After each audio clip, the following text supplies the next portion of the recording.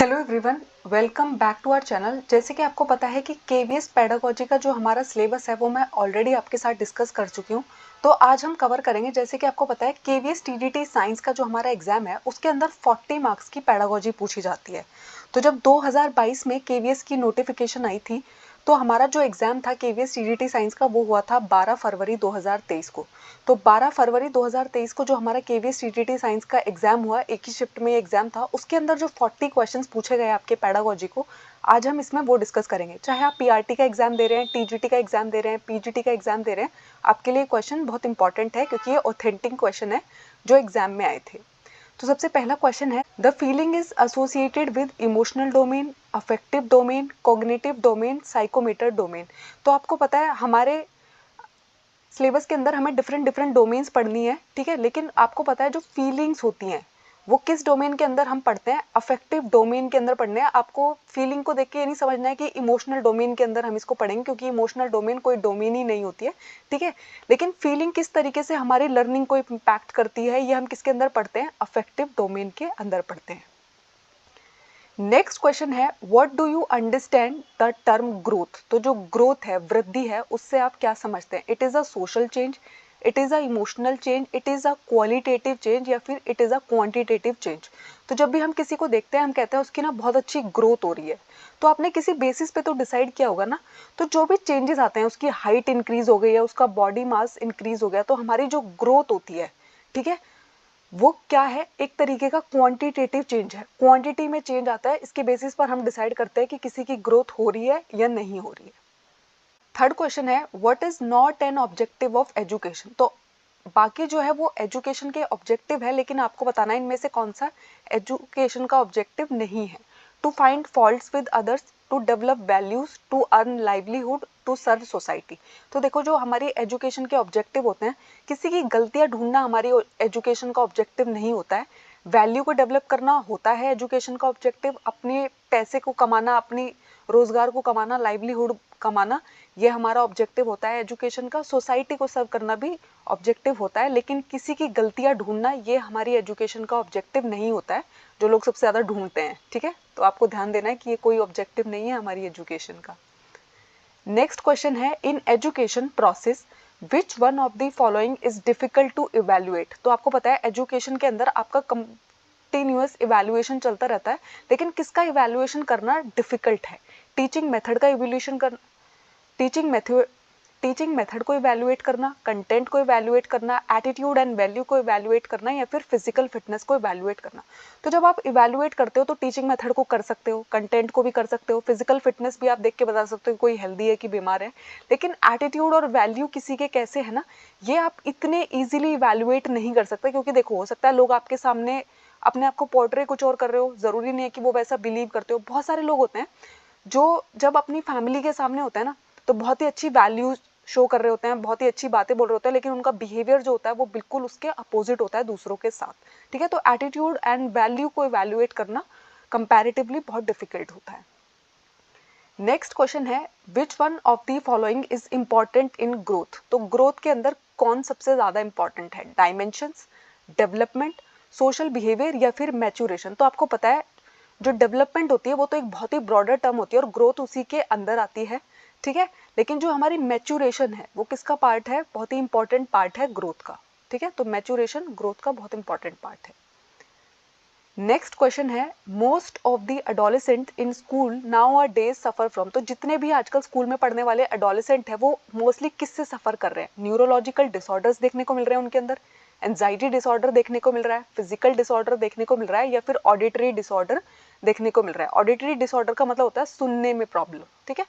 Neurological का होता है कि उनका जो ब्रेन है, न्यूरॉन्स है, वो सही से काम नहीं कर रहे हैं, उनको मेंटल इश्यूज अगर ज्यादा हो रहे हैं। लेकिन आपको पता है बच्चों के अंदर, जो भी एडोलेसेंट आजकल स्कूल में पढ़ते हैं, उनके अंदर हमें मोस्टली कौन सा डिसऑर्डर ज्यादा देखने को मिल रहा है? एंजाइटी डिसऑर्डर बहुत ज्यादा देखने को मिल रहा है, घबराहट बहुत ज्यादा देखने को मिलती है, परेशानी बहुत ज्यादा देखने को मिलती है, क्योंकि एडोलेसेंट एक एज ही ऐसी होती है, ठीक है। इमोशनल टर्बुलेंस देखने को बहुत ज्यादा मिलता है। नेक्स्ट क्वेश्चन है, the teachers in school should extend dash towards adolescent. तो आपके स्कूल में जो एडोलेसेंट बच्चे पढ़ रहे हैं उनको टीचर्स के द्वारा क्या मिलना चाहिए? एम्पैथी, कोऑपरेशन, इमोशनल सपोर्ट, या फिर सिंपैथी। तो देखो आपको पता है एम्पैथी तो फिर भी पॉजिटिव वर्ड है, सिंपैथी तो आपको कभी नहीं देनी है, ठीक है। सिंपैथी अगर हम टीचिंग के सेंस में देखें तो ये एक अच्छा वर्ड नहीं है। कोऑपरेशन भी अच्छा वर्ड है, इमोशनल सपोर्ट भी अच्छा वर्ड है, लेकिन इनमें से अगर आप बेस्ट को चूज करोगे ना तो इमोशनल सपोर्ट सबसे ज्यादा टीचर को प्रोवाइड करना है एडोलेसेंट स्टूडेंट्स को। तो कुछ कुछ क्वेश्चंस ना आपको ऐसे देखने को मिलेंगे जिसमें ना आपको दो दो ऑप्शंस के बीच में कंफ्यूजन होगा, लेकिन उन्होंने इसका आंसर क्या चूज किया, इमोशनल सपोर्ट को चूज किया। नेक्स्ट क्वेश्चन है विच one of the following hormones cause aggression among the youth. तो यूथ के अंदर जो इतना हाई एग्रेशन देखने को मिलता है वो किस हार्मोन की वजह से देखने को मिलता है, adrenal hormone, insulin hormone, dopamine hormone या फिर थायरोक्सिन हार्मोन। तो आपको पता है जो हमारा एड्रेनल हार्मोन होता है उसको हम स्ट्रेस हार्मोन भी बोलते हैं, ठीक है। एग्रेशन कॉज करता है, बहुत ज़्यादा गुस्सा आपको आ सकता है अगर आपकी बॉडी के अंदर एकदम से एड्रेनल रश बहुत ज़्यादा बढ़ जाता है। तो आपने देखा होगा जब रोड रेज हो रही होती है या बहुत ज़्यादा लड़ाई हो रही होती है तो लोग कभी कभी है ना ये स्टेटमेंट भी यूज़ किया जाता है, बहुत ज़्यादा एड्रेनल रश हो रहा है क्या।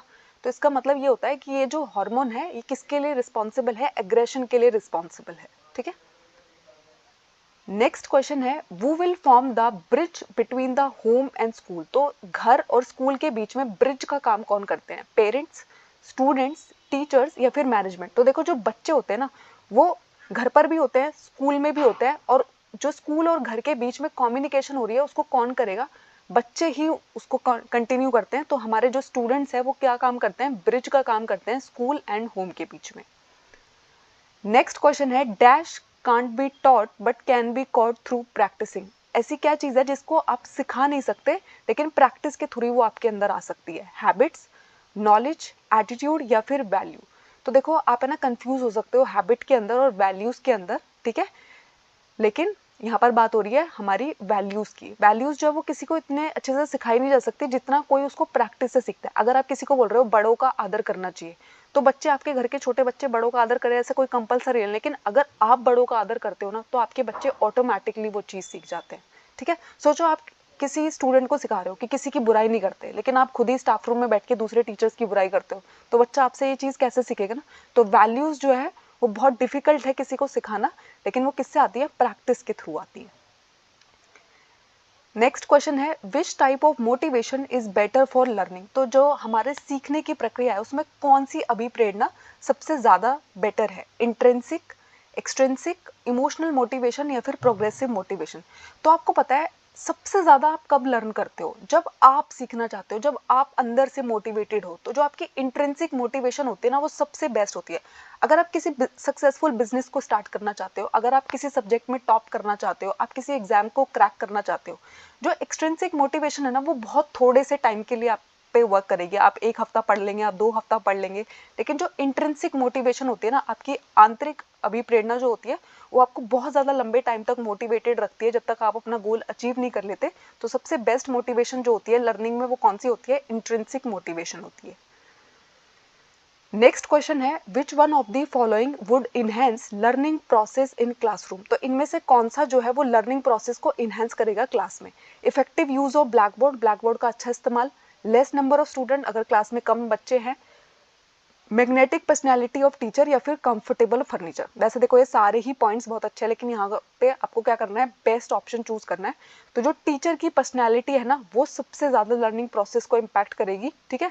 ब्लैक बोर्ड भी अच्छा होना चाहिए, कम बच्चे होते हैं तो भी लर्निंग बेटर होती है, कंफर्टेबल फर्नीचर भी बहुत हेल्प करता है, लेकिन ये सब एडिशनल। इन सबसे ज्यादा इंपॉर्टेंट क्या है कि आपका टीचर कैसा है, जिससे आप सीखने वाले हो उसकी पर्सनैलिटी कैसी है, वो किस तरीके से सिखाता है, ठीक है। ये सबसे ज्यादा इंपॉर्टेंट फैक्टर है। नेक्स्ट क्वेश्चन है the child falls many times while cycling, which learning theory you think can be attributed this event. तो जब बच्चा है ना साइकिल चला रहा होता है तो वो बार बार गिर जाता है, ठीक है। तो कौन सी जो थ्योरी है वो इस इवेंट को एट्रीब्यूट करती है, trial and error theory of learning, law of readiness, insight learning या फिर पर्सपेक्टिव लर्निंग। तो इसका आंसर है trial and error theory of learning. तो आपको पता है बार बार कोई गिर रहा है उसके बाद भी वो उस चीज को ट्राई कर रहा है, तो ये क्या शो करता है, ट्रायल एंड एरर थ्योरी को शो करता है, ठीक है। नेक्स्ट क्वेश्चन है as per psychology what should be the best relationship between the teacher and child. तो जो बच्चा है और जो टीचर है उनके बीच में किस तरीके का रिलेशनशिप होना चाहिए एज पर साइकोलॉजी, ठीक है। ऑफिशियल रिलेशन होना चाहिए, सपोर्टिव एंड इमोशनल रिलेशन होना चाहिए, सोशल रिलेशन होना चाहिए या फिर कॉर्डियल रिलेशन होना चाहिए।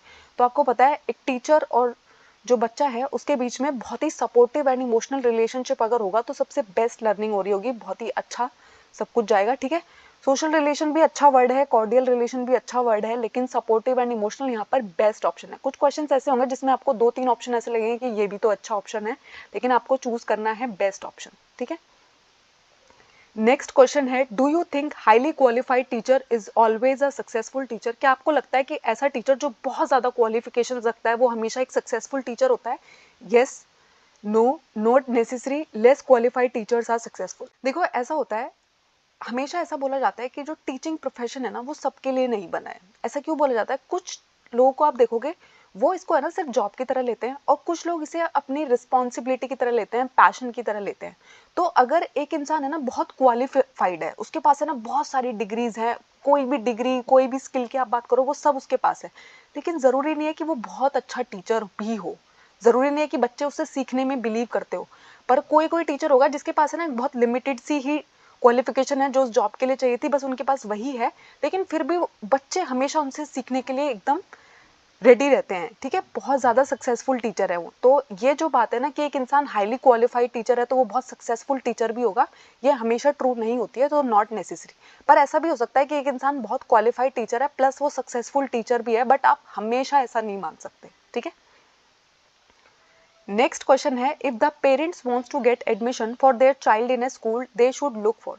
तो अगर आप किसी स्कूल में अपने बच्चे का एडमिशन कराना चाहते हैं तो आपको सबसे पहले क्या देखना चाहिए? उनकी अट्रैक्टिव बिल्डिंग को देखना चाहिए, वहाँ पर एसी वाली बसेज है ये देखना चाहिए, प्लेग्राउंड बहुत बड़ा है ये देखना चाहिए, या फिर गुड ऑर्गेनाइजेशनल क्लाइमेट है, वहाँ पर जो ऑर्गेनाइजेशन है, वहाँ पर जो लोग हैं वो किस तरीके के हैं, किस तरीके का इन्वायरमेंट वहाँ पर क्रिएट करके रखते हैं, ये देखना चाहिए।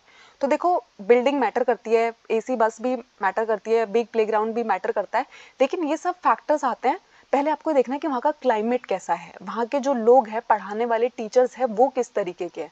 तो सबसे ज़्यादा इंपॉर्टेंट होता है गुड ऑर्गेनाइजेशन क्लाइमेट, उसके बाद हम बाकी की चीज़ों को देखेंगे, बाकी के फैक्टर्स को देखेंगे।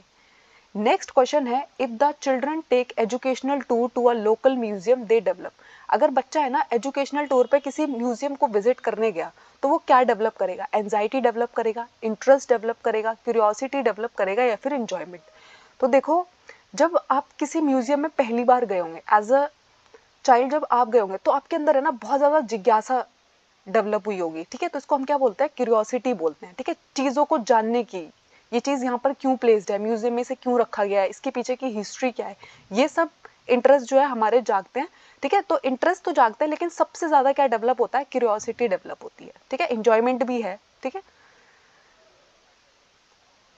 नेक्स्ट क्वेश्चन है, how you would provide meaningful learning space in school. तो आपको पता है लर्निंग स्पेस का भी एक टॉपिक था आपके सिलेबस में, ठीक है। तो आपको बताना है कि आप स्कूल में लर्निंग स्पेस कैसे प्रोवाइड करोगे। Well qualified teachers with warm to support children, well equipped classroom with teaching aids, comfortable furniture, या फिर air conditioner room.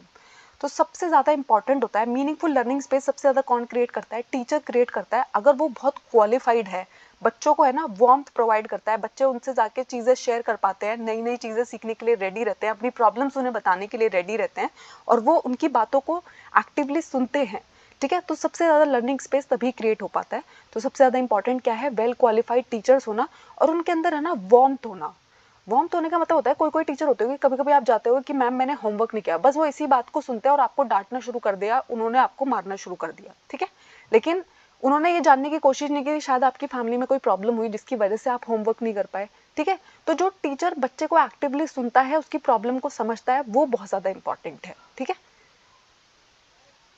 Next question है, to arouse scientific temper among the children what should the teacher do in the classroom. अगर हम चाहते हैं कि बच्चों के अंदर है ना साइंटिफिक टेम्पर डेवलप हो तो हमें क्या करना चाहिए? ग्रुप डिस्कशन करानी चाहिए, एक्सपेरिमेंट कराने चाहिए, लेक्चर मेथड इस्तेमाल करना चाहिए, या फिर टेक्स्ट को पढ़ देना चाहिए।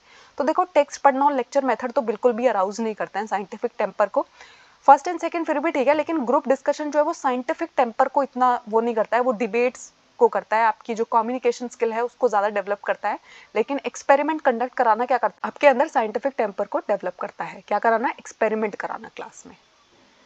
आपके अंदर भी तो साइंस को लेकर इंटरेस्ट ऐसे ही जागा होगा ना जब आपने कोई एक्सपेरिमेंट होते हुए देखा होगा। नेक्स्ट क्वेश्चन है why text book are required for learning. किताबें क्यों जरूरी है लर्निंग के लिए। Student are comfortable with text book knowledge. बच्चे जो है वो खुश रहते हैं किताबों के साथ इसलिए। अथॉरिटी ने प्रिस्क्राइब की है इसलिए। एग्जाम से रिलेटेड डायरेक्शन देती हैं इसलिए, या फिर टीचर को ये गाइड करती है कि आपको कहाँ पर रुकना है, सिलेबस कितना है आपका, यहीं पर कन्फाइंड रहना है। तो ये क्वेश्चन है ना आपको थोड़ा सा कंफ्यूजिंग लग सकता है, लेकिन इसका आंसर है कि टीचर को ये गाइडेंस रहती है बुक्स की वजह से कि उन्हें कहाँ कन्फाइंड रहना है। देखो जो नॉलेज है ना वो अनलिमिटेड है और टीचर के पास भी बहुत सारे फील्ड की नॉलेज हो सकती है, लेकिन आपको है ना टेक्स्ट बुक ये बताती है कि 6 क्लास के बच्चे को आपको सिर्फ कितना ही बता देना है। अब देखो टीचर ने तो है ना ग्रेजुएशन भी की होगी, पोस्ट ग्रेजुएशन भी की होगी, उसे तो डाइजेशन की कितनी बड़ी बड़ी थियरीज मालूम होगी, उसको पूरा प्रोसेस मालूम होगा, एंजाइम्स का नाम मालूम होगा, लेकिन क्लास के अकॉर्डिंग, बच्चे के ब्रेन के डेवलपमेंट के अकॉर्डिंग आप है ना सिलेबस से कन्फाइंड रहो और बहुत ज़्यादा वास्ट ना बताते चले जाओ। इन सब के लिए हम क्या इस्तेमाल करते हैं, टेक्स्ट बुक का इस्तेमाल करते हैं। नेक्स्ट क्वेश्चन है according to educationist the curriculum should be. तो करिकुलम जो है आपका वो कैसा होना चाहिए एजुकेशनिस्ट के अनुसार। Management oriented, parent oriented, teacher oriented या फिर गोल ओरिएंटेड। देखो जब आप चाहते हो ना आपका जो करिकुलम है, करिकुलम का मतलब है कि आप करिकुलर एंड एक्स्ट्रा करिकुलर क्या क्या चीज़ें कराने वाले हैं वो सब किसके अंदर आती है, हमारी करिकुलम के अंदर आती है। ठीक है, तो मैनेजमेंट के अकॉर्डिंग तो बिल्कुल नहीं होना चाहिए, पेरेंट ओरिएंटेड होने का भी कोई सेंस नहीं है, teacher oriented and goal oriented में से हमें बेस्ट चूज करना है। तो देखो जो हमारा पहले का करिकुलम हुआ करता था ना वो टीचर ओरिएंटेड होता था। ठीक है, गुरु जो है उसको माना जाता था कि उसी के पास सारा ज्ञान है और वो बस बच्चों को देता जाता है, लेकिन आजकल हमारा गोल ओरिएंटेड रहता है। हम क्या स्किल्स उनके अंदर इम्पार्ट करना चाहते हैं, अपने बच्चों के अंदर हम किस तरीके की स्किल्स इम्पार्ट करना चाहते हैं, हमारा गोल क्या है, किस तरीके की हमारी नेशन बिल्डिंग है, किस तरीके की हमारी रिक्वायरमेंट है, हमारी इंडस्ट्रीज को कैसे बच्चे चाहिए, कैसी स्किल्स चाहिए, उसके अकॉर्डिंग आजकल हमारा करिकुलम होता है। तो क्या है हमारा करिकुलम, गोल ओरिएंटेड है। नेक्स्ट है when child is admitted to primary school which learning theory is attributed for his and her learning. तो जब बच्चे का एडमिशन हम है ना प्राइमरी स्कूल के अंदर कराते हैं, ठीक है, तो वहां पर है ना कौन सी थियरी जो है लर्निंग की वो सबसे ज्यादा काम करती है, law of effect, law of trial and error, law of readiness या फिर स्टिमुलस रिस्पॉन्स थियरी। तो इस क्वेश्चन को ध्यान से करिएगा, ये थोड़ा सा ट्रिकी क्वेश्चन है। तो आपको पता है जब हम पहली बार प्राइमरी स्कूल में बच्चे को भेजते हैं ना वो बहुत ही छोटा है, ठीक है, तो सबसे ज्यादा इंपॉर्टेंट जो है ना उस टाइम उसके अंदर सीखने की कितनी रेडीनेस है, वो कितना रेडी रहता है चीजों को, एक्टिविटीज को करने के लिए, ये सबसे ज्यादा इंपॉर्टेंट है उसकी लर्निंग में। तो जो सबसे ज्यादा थियरी इंपॉर्टेंट है वो है लॉ ऑफ रेडीनेस, उसके अंदर कितनी ईगरनेस है चीजों को करने की, सीखने की, स्कूल जाने के लिए कितना इंटरेस्ट दिखाता है, अपने क्लासमेट्स के साथ बात करने में कितना इंटरेस्ट दिखाता है, ठीक है, जो भी टीचर एक्टिविटीज करा रही है उसमें कितना पार्टिसिपेट करना चाहता है। तो लॉ ऑफ रेडीनेस सबसे ज्यादा इंपॉर्टेंट होता है जो बहुत ही छोटे बच्चे होते हैं, प्राइमरी स्कूल के बच्चे होते हैं उनके लिए। ठीक है, नेक्स्ट क्वेश्चन है the constructive method of teaching and learning would empower. तो जो कंस्ट्रक्टिव मेथड है जिसके अंदर हम मानते हैं कि हम अपनी नॉलेज को है ना खुद बना के सीखते हैं, करके सीखते हैं, ठीक है, लर्निंग बाय डूइंग वाला जो मेथड है उसको हम क्या बोलते हैं, कंस्ट्रक्टिव मेथड बोलते हैं। तो वो किसको एम्पावर करता है, टीचर को, चिल्ड्रन को, प्रिंसिपल को या फिर लाइब्रेरियन को। देखो बाकी के ऑप्शन का तो कोई मतलब ही नहीं है, टीचर और चाइल्ड के बीच में से हमें देखना है। तो कंस्ट्रक्टिव मेथड जो है वो क्या है, चाइल्ड सेंटर्ड मेथड है। कंस्ट्रक्टिव का मतलब होता है हम बच्चे को सबसे ज्यादा इंपॉर्टेंट रोल दे रहे हैं, उसको हम बोल रहे हैं कि अपनी नॉलेज को खुद कंस्ट्रक्ट करो, अगर तुम कहीं अटक जाओगे तो टीचर उसको बस हेल्प करेगा। ठीक है, तो किसको एम्पावर करता है सबसे ज्यादा, चाइल्ड को एम्पावर करता है। और कंस्ट्रक्टिव मेथड का मतलब क्या होता है, लर्निंग बाय डूइंग, खुद करके सीखना। ठीक है, नेक्स्ट क्वेश्चन है what is the main disadvantage of ICT application in classroom. अगर आप इंफॉर्मेशन कम्युनिकेशन एंड टेक्नोलॉजी का इस्तेमाल करते हैं, कंप्यूटर्स का इस्तेमाल करते हैं क्लासेस में, तो सबसे ज्यादा क्या इसका डिसएडवांटेज है। Thinking skills are hampered, straining of eyes, ICT tools are costly, always depends on technology। तो देखो always depends on technology सही बात है, ICT tools जो होते हैं वो बहुत महंगे आते हैं, ये भी सही बात है, आंखें पर बहुत ज़्यादा असर पड़ता है, आंखों पर बहुत ज़्यादा असर पड़ता है, ये भी सही बात है, थिंकिंग स्किल्स आर हैम्पर्ड, ये भी सही बात है। अब चारों ही ऑप्शन सही है तो आप कैसे बताओगे ये मेन डिसएडवांटेज क्या है, बट उन्होंने बोला मेन डिसएडवांटेज, सबसे ज़्यादा बुरी बात क्या है। तो सबसे बुरी बात ये है कि जो हमारी थिंकिंग स्किल है ना वो हैम्पर्ड होती है। अगर आप बहुत पुराने लोगों को देखोगे ना वो बहुत सारी बातें, बहुत सारे मोबाइल नंबर्स खुद याद रखा करते थे क्योंकि वो टेक्नोलॉजी पे डिपेंड नहीं करते थे। आजकल लोग अपनी फैमिली का भी नंबर याद नहीं रखते हैं, वो क्या करते हैं मोबाइल में सेव तो है, टेक्नोलॉजी पे तो डिपेंड करता है, गूगल कर लेंगे ना। ठीक है, तो ये सारी चीजें क्या है, इसकी वजह से ना इंसान अपने ब्रेन को बिल्कुल भी प्रेशर नहीं देता है, अपने थिंकिंग स्किल को डेवलप नहीं होने देता है। ठीक है, तो थिंकिंग स्किल्स हैम्पर्ड होती है, ये इसका मेन डिसएडवांटेज है। थिंकिंग स्किल हैम्पर्ड होती है, ये इसका सबसे मेन डिसएडवांटेज है। ठीक है, नेक्स्ट क्वेश्चन है, for improvement of the performance of the teachers they should resort to. हमारे टीचर्स की जो परफॉर्मेंस है वो इम्प्रूव हो तो हमें क्या करना चाहिए, उनके अंदर ज़्यादा से ज़्यादा हायर क्वालिफिकेशन परस्यू करने के लिए उन्हें हमें बोलना चाहिए, सेमिनार अटेंड करने के लिए बोलना चाहिए, बच्चों से फीडबैक लेने के लिए बोलना चाहिए, या फिर उनको बोलना चाहिए कि क्लास में जब भी आप आ रहे हो पहले खुद से पढ़ के आओ। ठीक है, तो हायर क्वालिफिकेशन अच्छी बात है, सेमिनार अटेंड करना अच्छी बात है, पढ़ के आना अच्छी बात है, बच्चों से फीडबैक लेना ये भी अच्छी बात है, पर आपको चूज करना है कि सबसे ज़्यादा उनका जो परफॉर्मेंस है वो किस तरीके से इंप्रूव होगा। तो सबसे ज़्यादा इंप्रूव होगा अगर आप बच्चों से फीडबैक लेते हो कि बेटा मैंने कल ये बात आपको पढ़ाई थी, क्या आपको समझ नहीं आई। ठीक है, और समझ नहीं आई तो क्या समझ नहीं आया, मेरे टीचिंग स्टाइल में मैं ऐसा क्या चेंज करूँ। ठीक है, तो जब आप फीडबैक लेते हो ना, अगर आप बच्चों को इंक्लूड करते हो, उनसे पूछते हो कि क्या आपको समझ नहीं आया, क्या दिक्कत हो गई, तो सबसे ज़्यादा एक टीचर की परफॉर्मेंस जो है वो इंप्रूव होती है। ठीक है, कोई कोई टीचर होता है ना, उससे है ना सब पढ़ना चाहते हैं, उसकी क्लास है ना सब अटेंड करना चाहते हैं। ठीक है, और कोई टीचर होता है जिसमें कोई इंटरेस्ट, क्योंकि वो है ना बच्चों को उतना इंक्लूडेड ही फील नहीं कराते हैं। ठीक है, वो बस आते हैं अपना सिलेबस कराते हैं और चले जाते हैं। ठीक है, तो फीडबैक लेना बच्चों से ये बहुत ही इंपॉर्टेंट है। बाकी के पॉइंट्स भी बहुत अच्छे हैं लेकिन आपको सबसे बेस्ट चूज करना था यहाँ पर। नेक्स्ट क्वेश्चन है, पीडब्ल्यूडी एक्ट से आपसे क्वेश्चन पूछा गया है, person with disabilities act 1995 came into force with effect from. तो 1995 में हमारा पीडब्ल्यूडी एक्ट आया, लेकिन वो इफेक्टिव किस डेट से हुआ, जनवरी 1996 से, फरवरी 1995 से, मार्च 1996 से, या फिर अप्रैल 1995 से। तो हमारा जो ये एक्ट था ये इफेक्टिव कब से हुआ था, जनवरी 1996 से। ठीक है, देखो ये है ना कुछ फैक्चुअल क्वेश्चन है, आपका जो पीडब्ल्यूडी एक्ट है, राइट टू एजुकेशन एक्ट है, नेशनल एजुकेशन पॉलिसी है, इनसे कुछ फैक्चुअल क्वेश्चन पूछे जाते हैं, वो आपको ध्यान रखने हैं कि कब आए, कब इफेक्टिव हुए, किसने बनाया इनको। ठीक है, किस मिनिस्ट्री के अंडर बनते हैं, ये सब बातें आपको ध्यान रखनी है। नेक्स्ट क्वेश्चन है, when the child is found in the classroom with impaired hand writing the reason could be. अगर बच्चा है उसको है ना लिखने में दिक्कत है, उसकी जो हैंड राइटिंग है वो इतनी अच्छी नहीं है, वो सही से लिख नहीं पाता है, तो क्या प्रॉब्लम हो सकती है, ऑटिज्म का शिकार है, एप्रेक्सिया है, डिसलेक्सिया है, या फिर डिसग्राफिया है। तो आपको पता है हमें ना डिफरेंट टाइप की डिसेबिलिटीज पढ़नी होती है। ठीक है, और ये सब आपने पढ़ी भी होगी अपने बीएड के अंदर। ठीक है, तो आपको पता है जब भी कोई राइटिंग डिसऑर्डर किसी को होता है तो वो किससे रिलेटेड होता है, डिसग्राफिया बोलते हैं उसको। ठीक है, तो आपको ये याद रखना है कि राइटिंग डिसऑर्डर किससे रिलेटेड होता है, डिसग्राफिया से रिलेटेड होता है।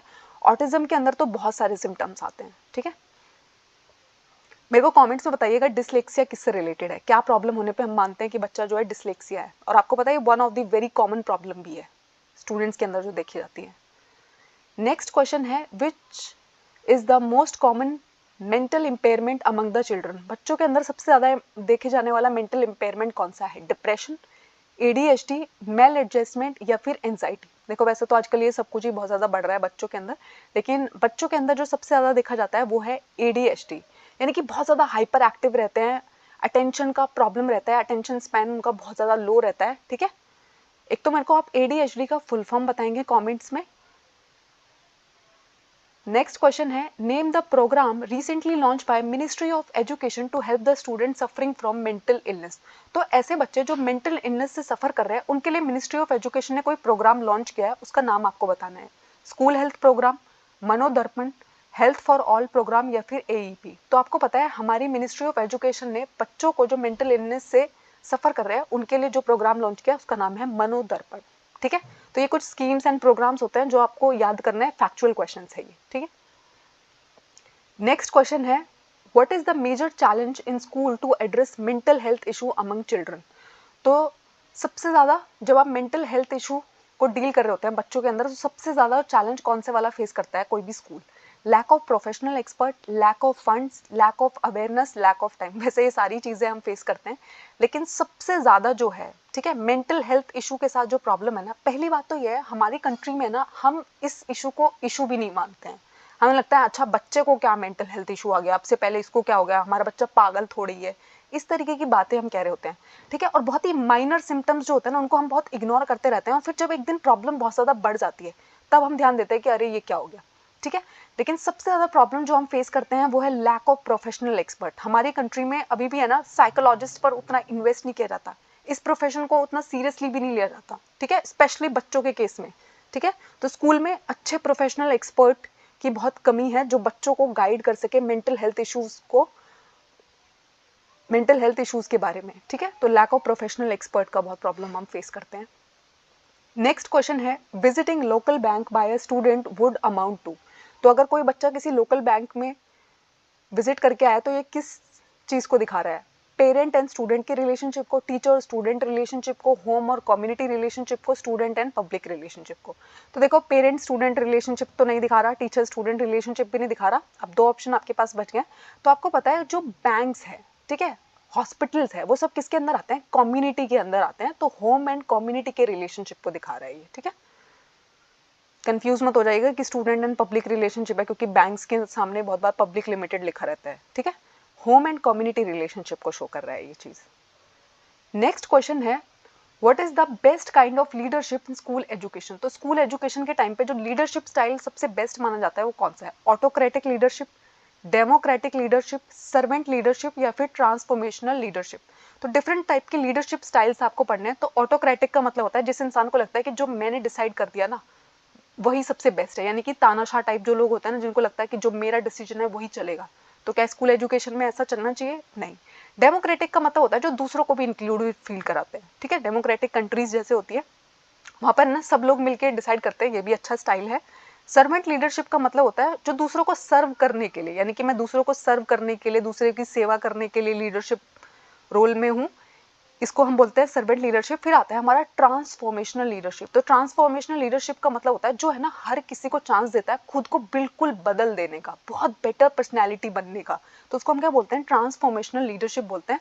तो ये सबसे बेस्ट टाइप ऑफ लीडरशिप होते हैं। सब नहीं कर सकते हैं इसको, सबके अंदर ये क्वालिटी नहीं होती, क्योंकि कुछ लोग क्या चाहते हैं हमेशा डंडे के दम पे उन्हें सब कुछ चाहिए। तो उनको हम क्या बोलते हैं? ऑटोक्रेटिक लीडर बोलते हैं। फिर डेमोक्रेटिक में लोग आपको डेमोक्रेसी देते हैं लेकिन कंप्लीटली ऑटोनॉमी नहीं देते हैं, सारी चीजें सारे डिसीजंस आप खुद नहीं ले सकते हैं उसके अंदर, ठीक है। तो सबसे बेस्ट कौन सा लीडरशिप स्टाइल है? Transformational leadership. नेक्स्ट क्वेश्चन है what should be the main objective of institutional planning. तो इंस्टीट्यूशनल प्लानिंग का मेन ऑब्जेक्टिव क्या है? Optimum utilisation of living and non living resources, academic excellence, procurement of new assets to get social recognition. तो जब आप किसी institute को बनाते हैं, किसी बहुत बड़े स्कूल के चेन्स को आप बना रहे हैं, किसी बहुत बड़े कॉलेज को आप बना रहे हैं, यूनिवर्सिटी को आप बना रहे हैं, तो ये सब क्या कहलाते हैं? इंस्टीट्यूट्स कहलाते हैं, ठीक है। तो वहाँ पर सबसे ज़्यादा सबसे मेन ऑब्जेक्टिव जो होता है ना वो होता है कि जितने भी आपके पास रिसोर्सेज है, चाहे वो लिविंग रिसोर्सेज है चाहे वो नॉन लिविंग रिसोर्सेज है, यानी कि आपके पास अगर ऑफिस की कोई बिल्डिंग है उसका आप कितना बेटर यूज़ करते हो, आपके पास जो भी स्टाफ है उनका आप कितना अच्छा यूज़ करते हो, इसको हम क्या बोलते हैं? सबसे मेन ऑब्जेक्टिव होता है ये हमारा इंस्टीट्यूशनल प्लानिंग का। एकेडमिक एक्सीलेंस डेफिनेटली हम चाहते हैं कि हमारा जो इंस्टीट्यूट है वो बहुत अच्छा परफॉर्म करे एकेडमिक्स में, न्यू से न्यू एसेट्स हम अपने पास लेके आ पाए, सोशल रिकॉग्निशन मिलना ये भी बहुत इंपॉर्टेंट है। लेकिन सबसे बेस्ट क्या है कि आपके पास जितने भी रिसोर्सेज है उनको आप बेस्ट यूज करो।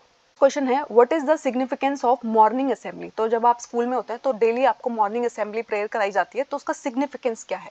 कल्चरल एक्टिविटीज को कंट्रोल करना, डिसिप्लिन को प्रमोट करना, इन्फॉर्मेशन को कम्युनिकेट करना, या फिर टाइम टेबल का पार्ट है, बस इसलिए करते हैं। तो आपको लगेगा टाइम टेबल का पार्ट है या फिर टीचर को कुछ इंपॉर्टेंट इन्फॉर्मेशन बतानी है इसलिए डेली असेंबली में बुला लेते हैं।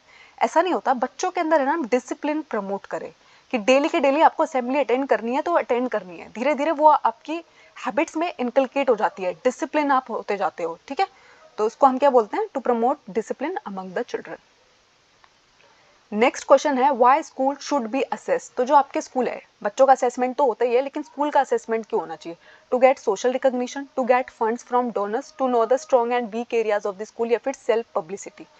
तो देखो हम जब किसी स्कूल का असेसमेंट करते हैं ना वो इसलिए करते हैं कि वो स्कूल है ना अपने weak areas and strong areas को जान पाए।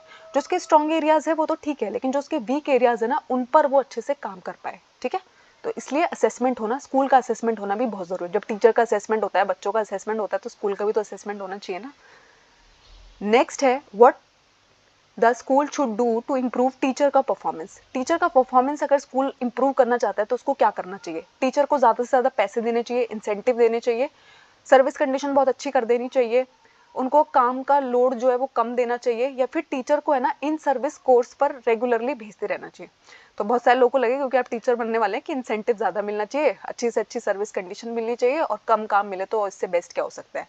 लेकिन देखो टीचर का परफॉर्मेंस जब इंप्रूव होता है, जब आप है ना, देखो जब आप टीचर बनोगे ना तो आप है ना शायद डिफरेंट डिफरेंट स्टेट से बिलोंग करते होंगे, डिफरेंट डिफरेंट बैकग्राउंड से बिलोंग करते होंगे, बहुत सारी स्किल्स तो आप सीख के आएंगे और बहुत सारी स्किल्स आपके अंदर नहीं होती हैं, वो आप टाइम के साथ सीखते हैं या फिर करके सीखते हैं। और उनमें से बहुत सारी तब आप सीखते हैं जब आपको है ना इन सर्विस कोर्स कराए जाते हैं, आपको कुछ रिस्पॉन्सिबिलिटीज दी जाती हैं, ठीक है। तो सबसे ज़्यादा इम्प्रूव कैसे होती है परफॉर्मेंस, जब हम है ना बच्चों टीचर्स को क्या करते हैं, डेप्यूटेट करते हैं, ठीक है, इन सर्विस कोर्सेज पे रेगुलर बेसिस पे हम उनको भेजते रहते हैं, जिनसे उनकी ट्रेनिंग होती रहती है और उनकी स्किल्स जो है वो बेटर होती चली जाती हैं। नेक्स्ट क्वेश्चन है, the pairing of two neighbouring school would help. तो अगर आप है ना दो आसपास में जो स्कूल है उनकी पेयरिंग करा रहे हो तो वो किस में हेल्प करता है? Resource for better learning, in reducing the burden of admission, admission का बर्डन कम करने के लिए, टीचर का एक्सचेंज करने के लिए, या फिर कॉमन स्पोर्ट एक्टिविटीज कराने के लिए। तो जब भी हम दो नेबरिंग स्कूल को आपस में पेयर करते हैं तो हमारा पर्पस ये होता है कि उनके पास जो सबसे बेस्ट रिसोर्सेज है ना वो एक दूसरे के साथ एक्सचेंज हो सके, ताकि जो लर्निंग का प्रोसेस है वो बेटर हो सके, ठीक है। तो ये हमारा आंसर है। नेक्स्ट क्वेश्चन है, एनसीएफ 2005 फोकसेस ऑन। तो आपको पता है जो हमारा एनसीएफ है वो किस पर मेनली फोकस करता है? एनसीएफ 2005 की बात हो रही है, नेशनल करिकुलम फ्रेमवर्क की बात हो रही है। कभी कभी एग्जाम में सिर्फ ये एनसीएफ का फुल फॉर्म ही आ जाता है, national curriculum framework. To recruit qualified teachers, learning without burden, to improve ambience of the school, to promote sport education. तो आपको पता है जो हमारा एनसीएफ 2005 है उसने इस बात पे बहुत ज़्यादा फोकस किया कि हमें है ना सिखाना है बच्चों को बिना बर्डन के, यानी कि ऐसा ना हो कि उनका जो स्कूल का बस्ता है वो तो बहुत भारी है लेकिन उनकी लर्निंग उतनी अच्छी नहीं है, ठीक है, लर्निंग इतनी भारी नहीं है, ठीक है, रटते जा रहे हैं लेकिन वैल्यूज कम हो रही है, मॉरल वैल्यूज ही नहीं बसती जा रही है बच्चों के अंदर। किताबों वाइज उनको बहुत नॉलेज है लेकिन सोशल इंटरेक्शन बहुत लेस है। तो लर्निंग विदाउट बर्डन पे सबसे ज्यादा फोकस किया था हमारे एनसीएफ 2005 ने। नेक्स्ट क्वेश्चन है, according to right to education act 2009 what should be the age of the children. तो जो हमारा आरटीई एक्ट है, राइट टू एजुकेशन एक्ट है, वो बच्चों की जो डेफिनेशन है वो किस एज को वो चिल्ड्रन की एज मानता है? 1 से 8 साल के बच्चों को, 6 साल के बच्चों को, 6 से 14 साल के बच्चों को, या फिर 0 to 18 ईयर्स। तो देखो ये जो डेफिनेशन होते हैं ना ये फैक्चुअल क्वेश्चंस होते हैं, आपको याद करने पड़ते हैं, एकदम फैक्ट याद रखना है। तो राइट टू एजुकेशन एक्ट कहता है कि हर 6 से लेकर 14 साल का जो बच्चा है वो मेरे अकॉर्डिंग क्या है? चिल्ड्रन है, ठीक है। तो 6 से 14 साल के बच्चे राइट टू एजुकेशन एक्ट के अंदर क्या काउंट किए जाते हैं? चिल्ड्रन काउंट किए जाते हैं। सबके लिए अलग अलग होती है तो आपको ध्यान रखना है कि क्या किसके अकॉर्डिंग पूछी है। नेक्स्ट क्वेश्चन है और लास्ट क्वेश्चन भी है, according to national education policy 2020 what is the minimum age of child to get admission in formal school. तो जो हमारी न्यू एजुकेशन पॉलिसी 2020 आई है उसके अकॉर्डिंग बच्चे की मिनिमम एज क्या होनी चाहिए जब उसको हम स्कूल में फॉर्मली एडमिट कर देंगे, ठीक है, फॉर्मल स्कूल में जाना शुरू कर देगा वो? 4 साल, 5 साल, 6 साल या फिर 3 साल? तो आप जान के सरप्राइज हो जाओगे, 3 साल, ठीक है। 3 इयर्स में हम उसको मानते हैं कि नेशनल एजुकेशन पॉलिसी 2020 के अकॉर्डिंग कि 3 साल जो है वो फॉर्मल स्कूल में एडमिशन लेने की बेस्ट एज है। आई होप इन 40 क्वेश्चंस में आपको कोई डाउट नहीं है। अगर कोई डाउट है तो मुझे कमेंट्स में ज़रूर बताइएगा। हमारे चैनल को लाइक कीजिएगा, शेयर कीजिएगा, सब्सक्राइब कीजिएगा।